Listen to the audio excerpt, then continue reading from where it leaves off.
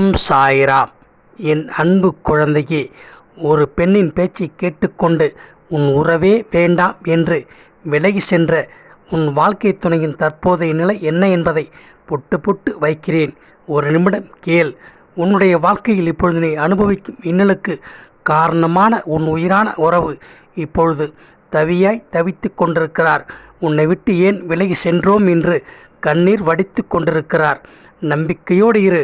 உன்னுடைய நல்ல எண்ணத்திற்கு நீ மீண்டும் சந்தோஷமாக சேர்ந்து வாழக்கூடிய அந்த சந்தர்ப்பத்தை உன் சாயப்பா ஏற்படுத்தி தருகிறேன். அவர் உன்னை நாடி வருவார். அவரை ஏற்றுக்கொள்.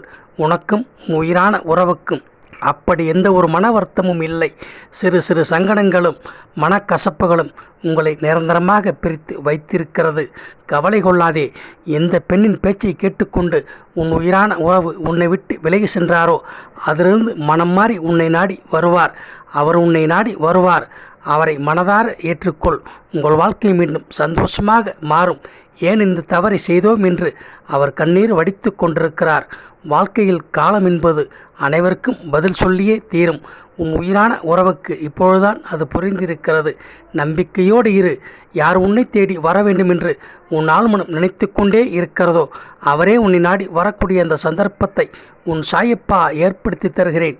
இன்னும் 3 நாட்களில் உன் உயிரான உறவிடமிருந்து ஒரு சந்தோஷமான செய்தி வரும். அதை கேட்டு நீ மனம் மகிழ்ச்சி கொள்வாய். சாயப்பா, நீங்கள் நடந்து விட்டதென்று நீயே எனக்கு நன்றி சொல்வாய். வாழ்க்கையில் எது நினைத்தும் கவலை கொள்ளாதே. நீ நினைத்தது போல் உன் வாழ்க்கையை மீண்டும் சந்தோஷமாக உன் சாயப்பா மாற்றித் தருகிறேன். நம்பிக்கையோடு இரு. ஓம் சாய்ராம். வாழ்க வளமுடன்.